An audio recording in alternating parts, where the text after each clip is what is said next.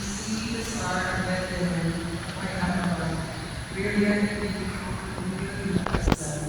To see a white man shining down from his sun, and see the and his power from afar. Wonderful Jesus, please smile with us. Fill us with light and set our souls free.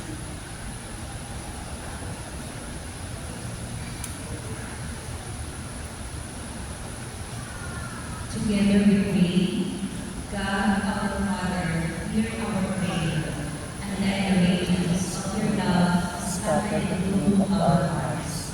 The light of heaven's love restore us tonight. Feed us with the stars that belongs to darkness. Jesus, to see your shining star. Jesus, be with us. Jesus, please help us and save us. Amen. Amen. Salamat po sa pamilya Kapuyan na nagsilbi ng mga kandiyan at kandiyan. Salamat.